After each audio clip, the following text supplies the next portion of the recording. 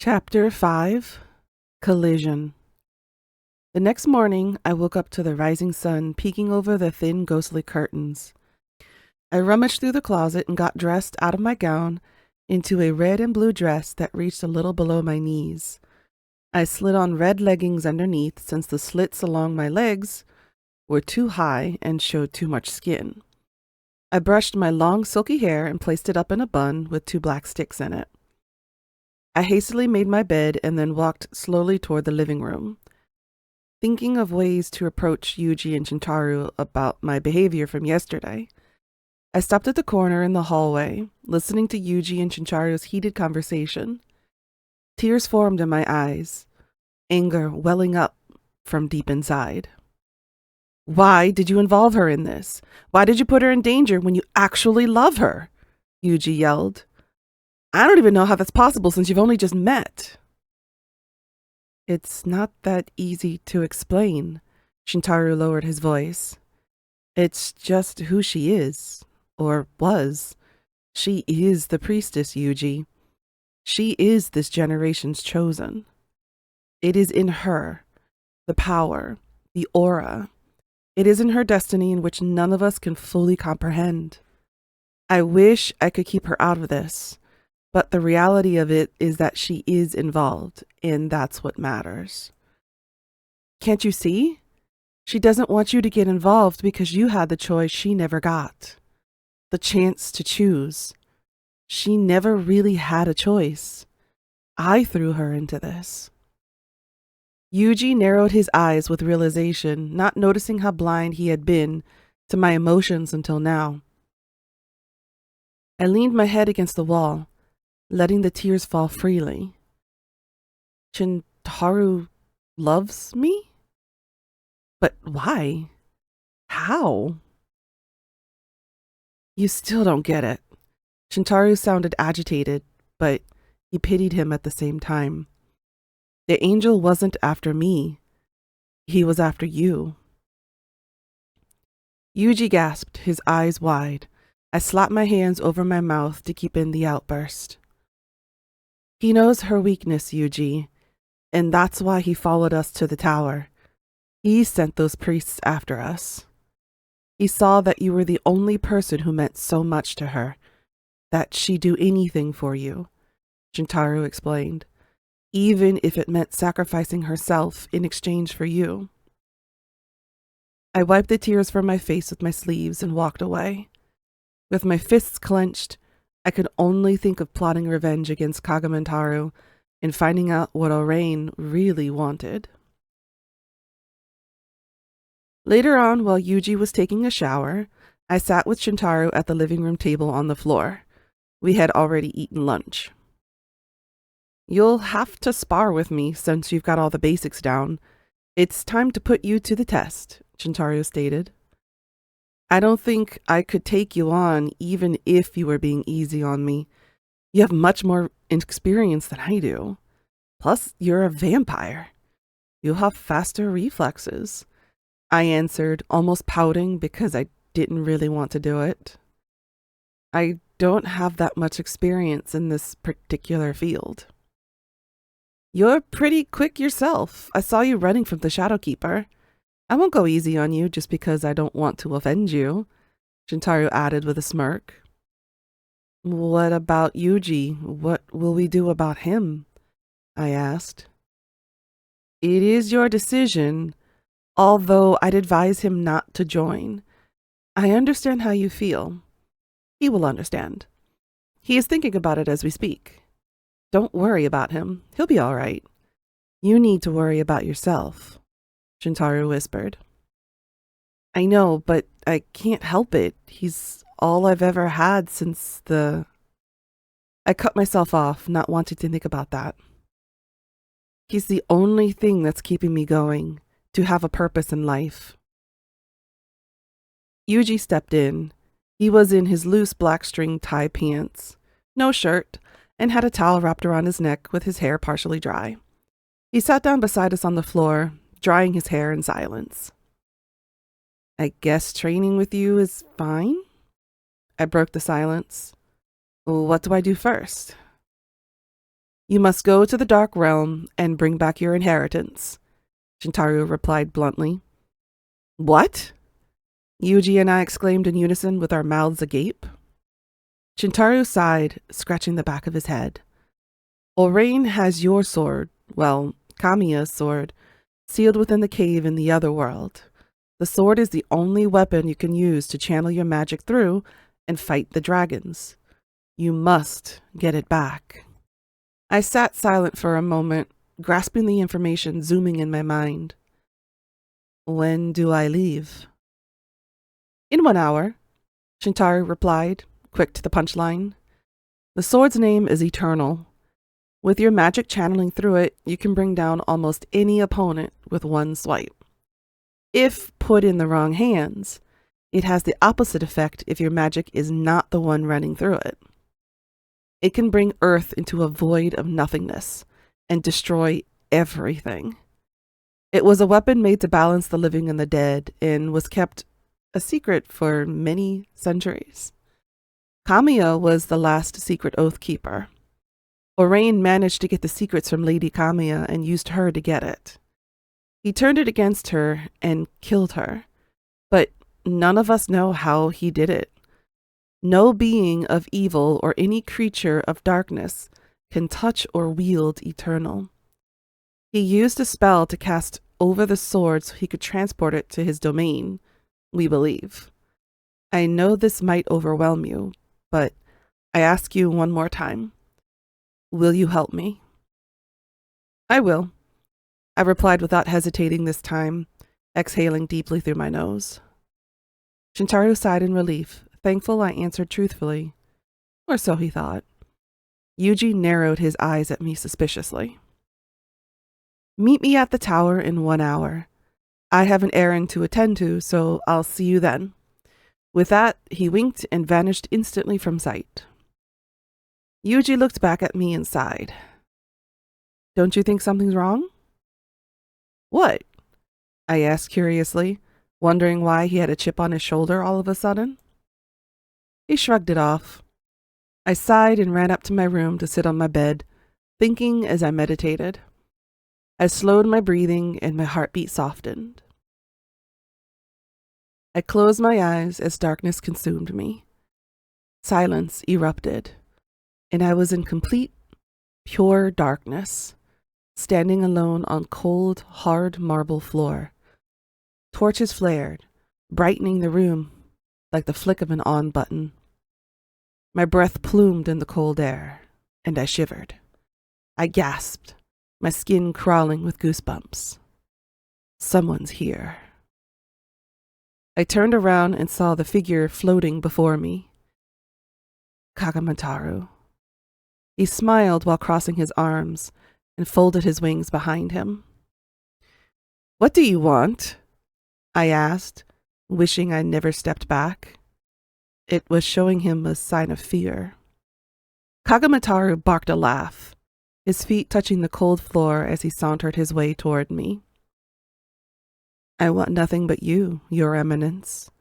You're the one causing many restless problems to my master, and I must rid of you before it gets out of hand. His right hand reached out slowly. I backed away again, trying to keep his cold fingers away from me. You're not much of a fighter, are you? He chuckled, wrapping his fingers around my neck. Get out of my head. I grasped his arm and tried to pry his fingers apart. You're no match for me, silly girl.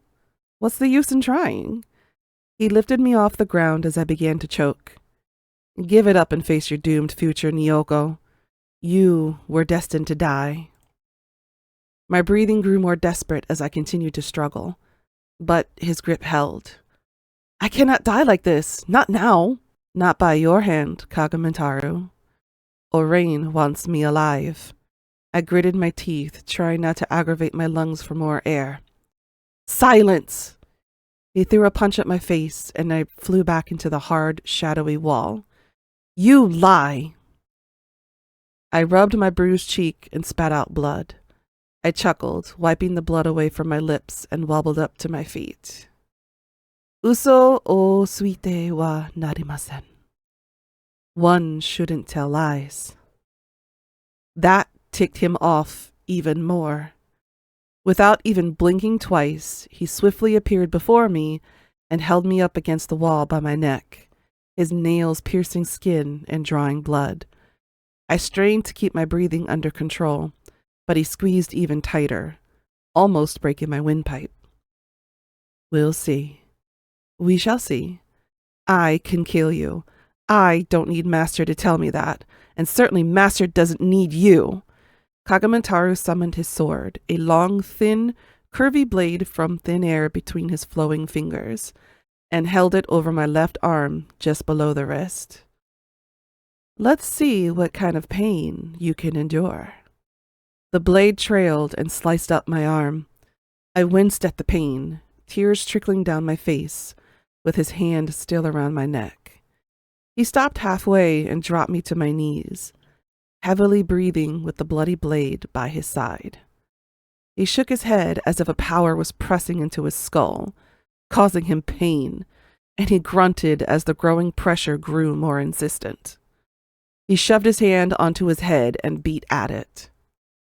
Master doesn't need you, he growled and vanished with a swirl of fiery wind. I clasped my hand over the wound, shivering. Nyoko, wake up! A familiar voice rang, making my ears ring.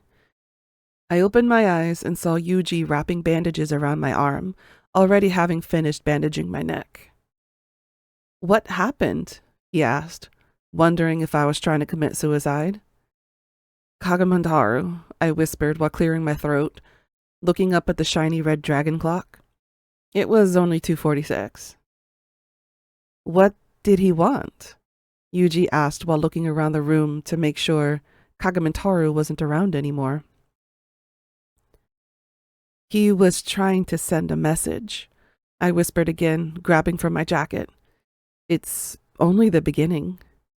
We ran outside to the garage, uncovering Yuji's old motorcycle, and grabbed the helmets. We put them on as he started the engine, with me sitting behind him. The beginning of what? Yuji asked.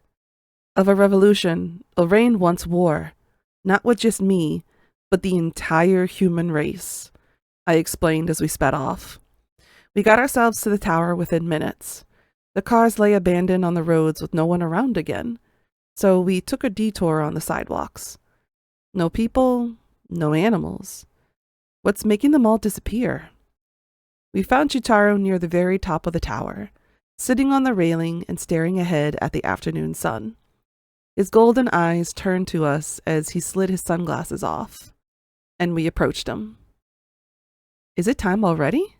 He asked with a wink and a smile, standing off the railing. Plenty of time to see the portal open, I answered with a smirk. What happened to your arm? He asked, his eyes glowing with concern. Kagamantaru, nothing really happened. I shrugged it off. So how's she gonna do this? Yuji interjected while crossing his arms. Well, she either goes alone or I go with her, Shintaro answered. What about me? Nothing personal, Yuji, but you don't have any powers like we do, and we need you to stay here as a link for her so she can find her way back home, Shintaro added. No, I can't leave him here alone. I whined and shook my head. I'll go alone and you stay here with him. But you can't go alone. You don't know what's in there. Let Shintaro go with you, Yuji argued. This is going nowhere. No, Shintaro said it was my decision and it's final. I ran into Yuji's arms and hugged him. I'll be fine. You just have to believe in me. But I don't want to let you go. I may not have powers like you do, but I can sense something's wrong. Everything's wrong. I don't want to lose you. Yuji had tears welling in his eyes, holding me tightly. Quickly, the portal is opening, Shintaro shouted while leaning over the railing. We looked over the edge of the tower, noticing a void of black swirling wind and lightning, increasing in size quickly. It looked like a black hole, dark, empty, vacuuming leaves like a tornado. As the speed increased, the portal grew bigger until a flash of light boomed. Then it stopped growing. Die, priestess! A voice shouted, and we turned to see Kagamitaro shoot an arrow of lightning at me. No! Shintaro stood before me and shoved me back, both of us dodging the arrow. I tried to catch my balance, but my whole body fell back, and I was falling off the tower into the portal. Nyoko! Yuji cried, trying to reach out for me with tears falling from his deep green eyes. Yuji! I screamed. No! The portal swelled around me, streaks of black, red, and purple pulsating as I began to fall slower. The hole ahead of me shrunk closed before I caught a final glimpse of Yuji. Black clouds blanketed my eyes, and darkness surrounded me. Yuji, I whispered, my breath escaping in a hushed gasp, and then nothingness catches me. I woke from the pain in my arm that I fell upon, opening my eyes to sit up quickly. I shook my head out of dizziness and looked around, ignoring the oncoming headache. Swirls of dark gray and black clouds surrounded the small rock island that I sat on. I was in the middle of nowhere. But where? Yuji? Shintaro? Anybody? Hello? I shouted, walking around in a big circle. I stopped, listening to a second heartbeat. The fact that I could hear another presence scared the crap out of me. I ran toward the edge of the rockland, turning around to face a white-cloaked figure with 4 long white angel wings. His pale blue eyes gave me a once-over and glared at me as he hovered a few inches off the ground. Who are you? Why are you here?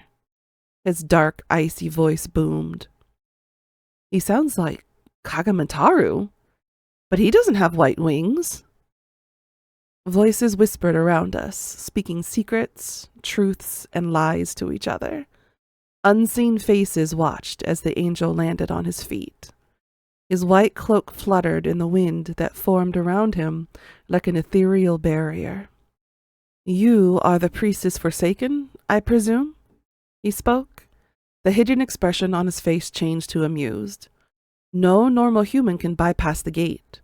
Only demons of high class and power. The only exception would be the High Priestess Kamiya, and you carry her aura. Except you are not Kamiya as Lord Orain suspected. Tell me, why are you out here in the realm of shadows, and so alone? I stood there without answering him. I really wasn't afraid of him, but this angel's ironic voice made me curious and cautious. Too afraid to speak? His eyes glowed as he took a step forward. No, not knowing what to say in your presence keeps me silent, I retorted, trying to gain back my courage. Then again, there was so much to ask and so much to say. I don't know anything about this angel.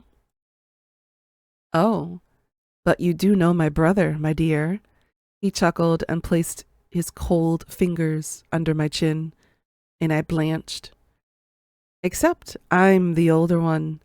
I am Itsuru, Kagamitaru's older brother. What happened to Yuji and Shintaro? I yelled, slapping his hand away from me. But he caught my hand and held it in a tight grip, placing his other hand on my cheek with a soft caress. They are not my concern, Yoko. What do you want? He mused with a chuckle, and then sighed. My master wishes your presence at his evening ball in his domain.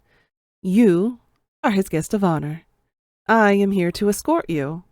And if you do not participate, his command was that I can use any means necessary to bring you to him. Oh, great. Just what I needed. A party. I don't have much time here, and I don't know when the portal's going to open again. This is definitely a trap, but how am I going to pull myself out of this one? Forgive me, but I disincline. I replied with a short bow and stepped back, really hating this. In the end, I have no choice. I don't even know how to fight angels, and the only weapon I carried was the 8-inch blade hidden inside my boot, through Chintaro's insistence. Good. I knew you would say that. It gives me a reason to fight you, to test you, if I may. Itsuru smiled and held out a glowing blue crystal ball. Oh, great. Magic against melee. What else can go wrong? Draw your weapon, Itsuru demanded, still hiding under his hood and cloak. I took a step back with my heel hanging off the edge of the cliff, nearly falling off. Itsuru laughed and grabbed my hand, pulling me back in a spinning circle as if we were dancing. He let go of me as I stopped spinning, reaching for my boot and grabbed for the blade. He bent it in half with his bare hands, and it vanished into sparkling icy blue dust. You are not a normal high school girl anymore, Nyogo. Your life has changed as of now. No more school, no more friends, no more family, and no more brother.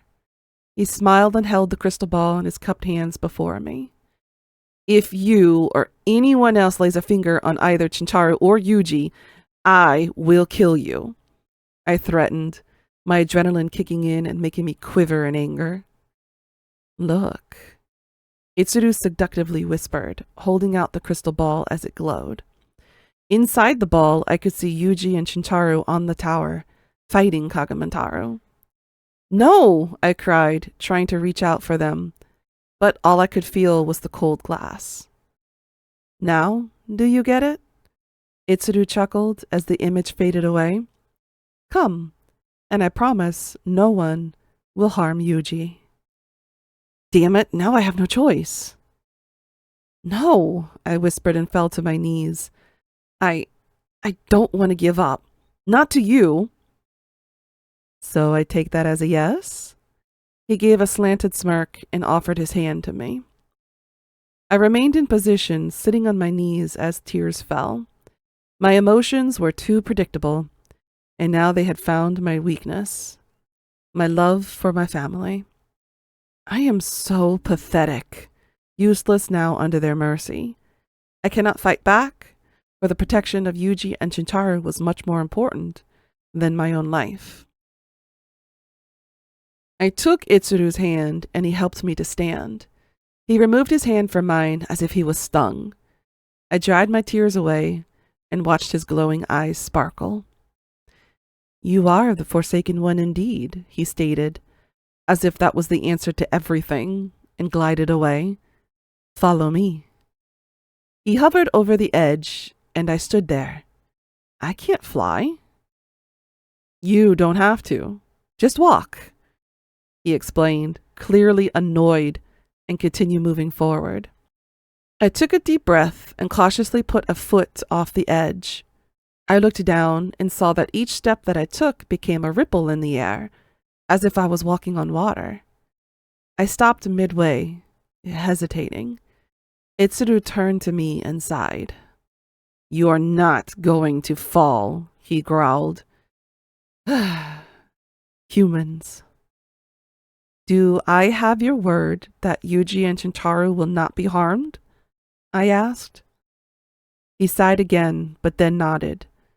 You have my word, my lady, and my brother will not harm them. He glided away, and I slowly followed, lagging behind as I took in the view. The large, heavy iron gate swung open, and we walked through, closing behind us as we moved forward. My eyes bounced around, noticing nothing but candles floating in the air. Still, the flames seemed to burn forever. Dark purple shadows enshrouded the auras of the flames, which was the only source lighting the way. There were voices whispering, chanting, invoking, and cursing, their eyes peering through the darkness. There was a fear placed in their eyes, a curiosity about my presence. Itsuru ignored them and landed on his feet, walking the rest of the way on the golden-framed red carpet. We appeared before the gigantic wooden doors of the manor, and Itsuru placed his hand on the wood, chanting under his breath. The door glowed silver, and then it opened. He turned to me. Stay close. Once we enter, I cannot promise you your safety. He spoke and turned to walk in. I gulped and followed him as the doors closed behind me automatically, and we entered the dark manor. End chapter 5.